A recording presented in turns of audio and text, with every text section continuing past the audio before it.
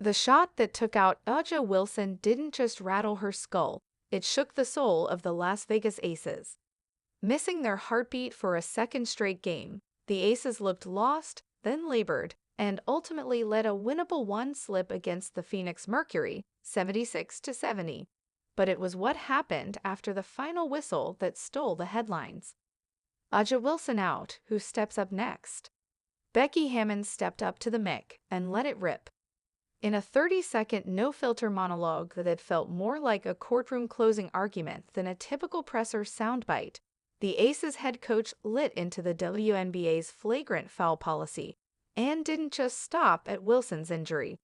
However, there are some vicious ones that, I know specifically just a couple years ago, I thought A'ja took a huge shot, and I thought it should have been a flagrant 2 automatic ejection, Hammond seethed. A wind-up elbow or anything like that, because basically what's a flagrant 2? It feels like the only way you get a flagrant 2 is to throw a punch and land one. This wasn't your everyday coach defending a star. This was a veteran of the league saying enough is enough. A'ja Wilson's concussion wasn't an isolated incident. It was just the latest episode in a disturbing trend of head injuries that's sweeping the W. The list reads like an all-star ballot gone wrong. Paige Buchers, Ricky Jackson, Tiffany Hayes, Shakira Austin, Jewel Lloyd. Different teams, same story. Hammond made it personal and universal in the same breath. Other than that, it's just a flagrant one where I feel like some of these are dangerous plays and have to be looked at. I think, my team's going through it, but other teams, have had concussions. And that's what makes this sting even more. The Aces, already missing their MVP, watched the game slide through their fingers. Chelsea Gray came to play with a 20-point, 10-rebound double-double, and the supporting cast tried to rally. Jackie Young and Jewel Lloyd chipped in 15 and 17, respectively, but their 22 turnovers were a gift Phoenix gratefully accepted and capitalized on for 22 back-breaking points. Meanwhile, Mercury's Sammy Whitcomb drained dagger threes like it was clockwork, and Alyssa Thomas dropped 13 assists like breadcrumbs through the Vegas defense.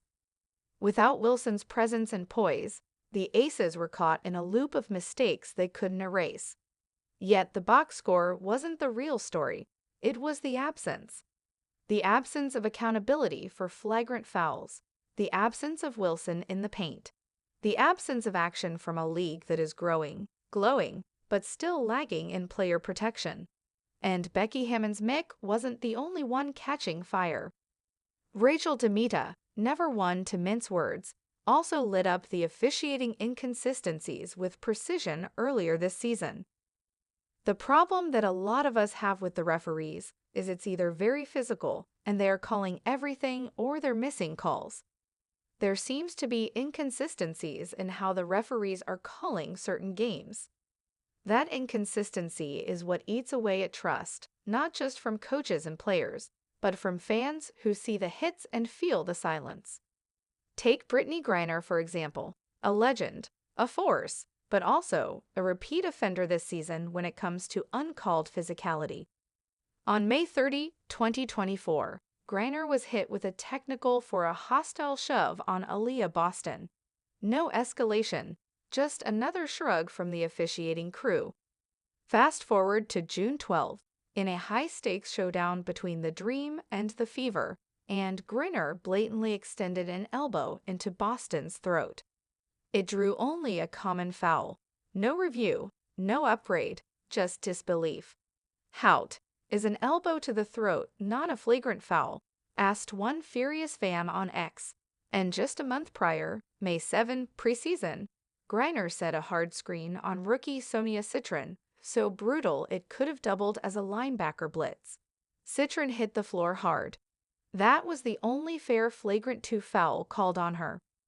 Sonia Citron never knew what hit her, echoed commentators watching the replay frame by frame. And then there's the Caitlin Clark-Angel Reese moment from opening night. Clark's hard foul on Reese was upgraded to a flagrant one, but fans and analysts were split on whether it even deserved to be a flagrant one, considering Reese had just shoved Boston before being shoved by Clark. Even Aja Wilson's concussion, caused by a reckless elbow from the Liberty's Jonquil Jones, reflected this inconsistency. The hit was initially ruled a common foul. Only after multiple replays did officials upgrade it to a flagrant one, underscoring exactly the kind of delayed accountability that fuels Becky Hammon's frustration. What we're seeing isn't just tough basketball. It's a pattern. Elbows to the head, screens that rattle rookies, forearms to the throat.